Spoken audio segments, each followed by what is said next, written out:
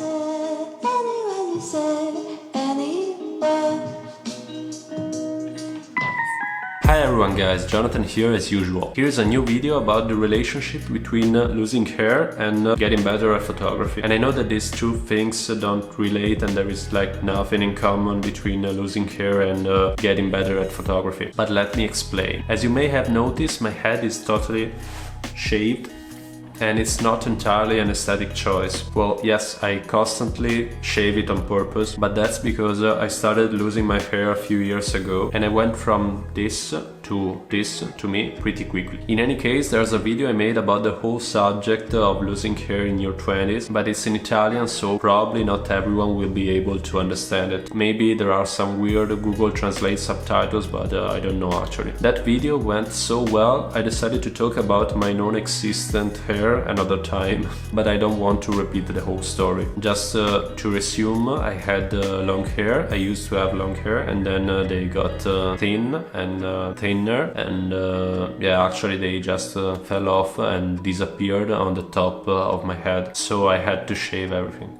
And I never felt insecure about that because my mind has always been filled with worse concerns like I don't know, life, death, work, making money and other things. So I'm not that interested in making up problems about my appearance. And that's because I've always tried to look deeper into things because I just love tearing away the surface of things and look inside. And yeah, I'm so philosophical today.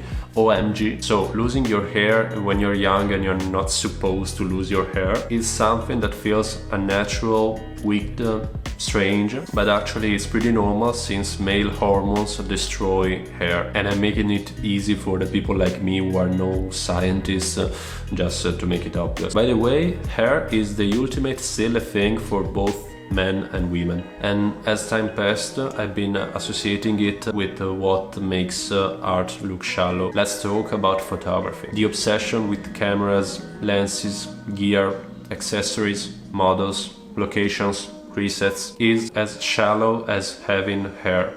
People use hair as a means to feel younger, more powerful, richer, dominant, both men and women. And that's why everyone was crying when hairdressers and barbers closed when there was like the first wave of the pandemic, even though millions of people would have died and stuff like that. Okay. So when I started losing my hair, I was like, well, my appearance is pretty much so I have to work more on myself as a person to develop my personality, I don't know, and so on. And that's the same process that goes on when you understand that getting better gear won't make your pictures look better. In photography, it's all about practice, and the problem is that you can't practice losing hair. And that's why people get depressed about losing hair and not about, I don't know, not being able to take pictures. Because when you lose your hair, you are basically exposing yourself to the rest of the world. So you're not going around naked, but it's like your head being naked is something that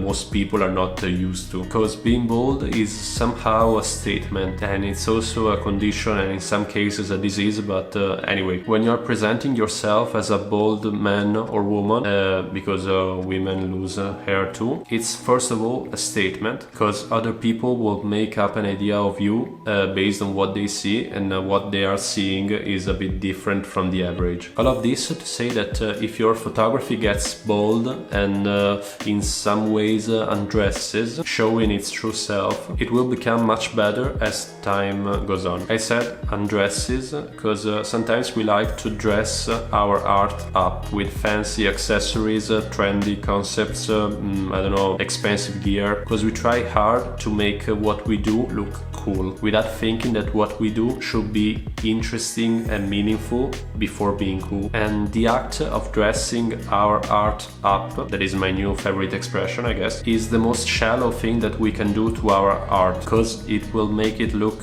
shallow and uninteresting and meaningless. So if you are losing your hair, or you're getting to know that wasting money over unnecessary updates will not make you a better photographer, you're on the good path to become a better person or a better photographer. When you cross the border between you and the average people, when you choose or you are obliged to be different, you are forced to make your best and the results will come. To conclude, don't be afraid to be different.